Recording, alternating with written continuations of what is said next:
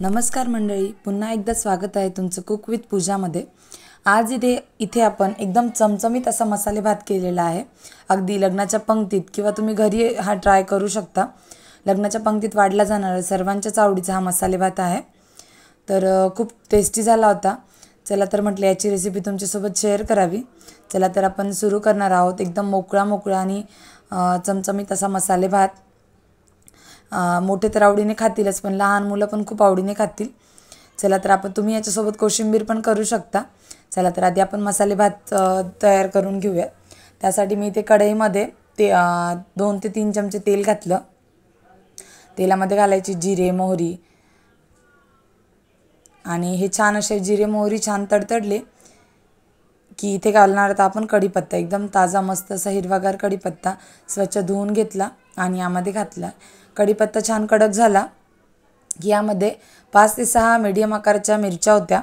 आता ह्या तिखट मिरच्या आहेत, तर मी इथे मधून चिरून त्याला 5 ते 6 आकाराच्या फक्त 5 ते 7 मिरच्या घातलेल्या आहेत। आणि बारीक चिरलेला कांदा घालून घेतला। याला छान असं परतून घ्यायचं आहे। कांदा पण छान असा परतला गेला पाहिजे। आता इथे कांदा परतला की यामध्ये आपण अद्रक लसूणची पेस्ट घालणार आहोत। अद्रक लसूणची पेस्ट मी घरीच तयार करून घेतलेली आहे। जर नसेल तर तुम्ही विकतची पण घालू शकता। आता इथे अद्रक लसूणची पेस्ट टाकल्यानंतर पण आपल्याला 2 मिनिटभर तरी हे परतून घ्यायचं, म्हणजे अद्रकचा जो वास असतो तो येत नाही। टोमॅटो छान चॉप करून घेतला होता, तो घालून घ्यायचा। हे व्यवस्थित परतून घ्यायचे आहेत हे मसाले आपल्याला। त्यानंतर यामध्ये आपण कोरडे मसाले घालून घेऊयात। 2 चमचे लाल तिखट घातले, 2 चमचे मी किचन किंग मसाला घातला आणि थोडीशी हळद घातली। आता इथे आपण जास्त एक्स्ट्रा मसाले वापरणार नाही म्हणून मी किचन किंग मसाला वापरलाय। 1 चमचा धना पावडर आणि 1 चमचा कांदा लसूण मसाला घातलाय। इथे तुम्ही जर किचन किंग मसाला नसेल तर बिर्याणी मसाला पण वापरू शकता। इथे आता थोड्याशा भाज्या होत्या माझ्याकडे, वांग, बटाटा, शिमला मिरची आणि हे छान असं कापून घेतलं होतं। आणि त्यासोबतच मी इथे शेंगदाणे पण भिजत घातले होते। हे शेंगदाणे भिजल्यानंतर आणि आपण यामध्ये परतल्यानंतर याची टेस्ट खूप छान लागते। अजून तुमच्याकडे जेवढे व्हेजिटेबल्स असतील तुम्ही यामध्ये ॲड करू शकता। आता हे छान असं परतून घ्यायचं आणि या मसाल्यांमध्ये 1 चमचाभर मीठ घालायचं।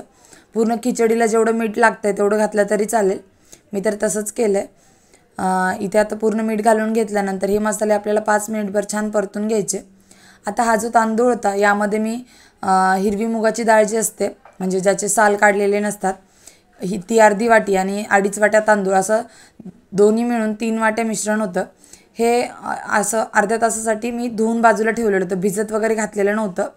जोपर्यंत अर्धा तास पण नाही, 10 ते 15 मिनटं, जोपर्यंत आपल्या भाज्या वगैरे परतून होत नाही तोपर्यंत हे तांदूळ यामध्ये घालून घेतले आणि छान 5 मिनिटभर परतून घेतलं। त्यानंतर मी इथे 3 वाट्यासाठी 6 ते 6.5 वाट्या पाणी घातलं, म्हणजे आपला जो मसाले भात आहे तो जास्त मोकळाही होत नाही आणि जास्त चिकटही होत नाही। त्यानंतर चिरलेली कोथिंबीर घालायची आणि छान असं मिक्स करून घ्यायचं। 1 चमचाभर तूप घालायचं। इथे साजूक तुपाने पण भात असं छान फुलतो, मोकळा होतो। आणि कुकरचं झाकण लावून घ्यायचं। याच्या 3 शिट्ट्या करून घेतल्या आहेत। मस्त आपला चमचमीत भात इथे तयार झालेला आहे। याला व्यवस्थित खालून वरतून मिक्स करून घ्या, म्हणजे ज्या भाज्या वगैरे आहेत त्या वरती असतील किंवा पूर्ण खाली तळायला बसलेल्या असतील त्या छान अशा परतून निघतील। व्यवस्थित मिक्स केलं की मस्त आपला मसाले भात सर्व करायचा। एकदम चमचमीत लग्नाच्या पंक्तीत वाढला जाणारा मसाले भात अगदी रेडी आहे। नक्की ट्राय करा आणि चॅनलवर नवीन असाल तर सबस्क्राईब करा।